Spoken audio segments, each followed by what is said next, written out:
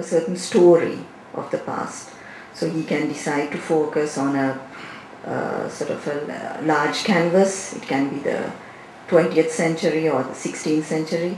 He can decide to focus on a particular social group, so it could be the elites or it could be the peasant. Then he could decide to focus his lens from very close or from very far. And then he would do like a micro study or a macro study. So basically it's a reconstruction. So what the historian does and what the history that you read is basically the historian's history, so that's something you have to accept, and that the historians that make a claim to objectivity are also practicing the same employment. I mean, if you take K.M. De Silva's History of Sri Lanka, it appears to be objective because it's written in a way in which the historian doesn't appear in the text. He's outside and he's simply telling what happened in a very objective manner. But in actual terms, when you read this history, you find that there are lots of things missing. For instance, women.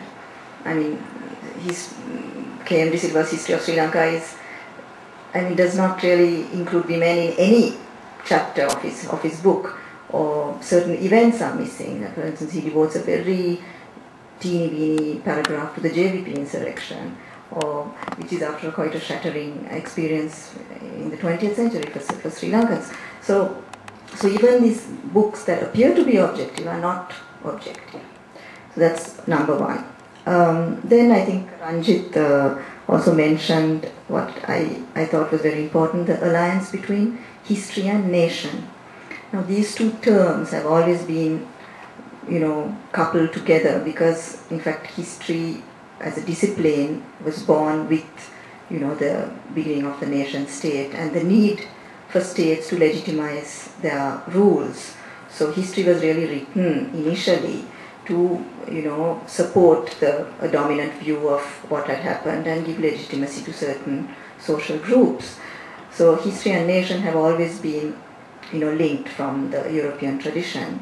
Now in our part of the world also the post-colonial state has continued this sort of tradition, as it were, and has the metaphor of the fruit salad, because there all the identities, keep their flavor, and although one identity might give, some sort of dominant taste, all the others give a sort of very specific taste. So I think we should really think in terms of our societies as fruit salads, and we should give space to all the ingredients to really be able to express their histories and their pasts, and these pasts may be read differently if you belong to one community or to another, to one regional group or another.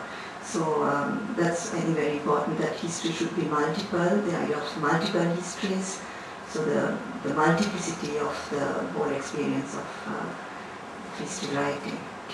And then finally there is another critique that goes beyond this, and which is, some people say, the history of old has not been inclusive enough, therefore we should include all these groups in it. But now people like Ashish Nandi, for instance, he really critiques the very writing of history.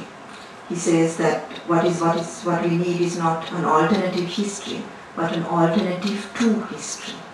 And he says that history, the discipline itself, is so closely linked to the idea of progress, of empiricism, of enlightenment, all these ideas, that you can't really address the pasts of groups that have no histories in the European sense, or groups that have different ideas of the past, if you are using this type of history writing.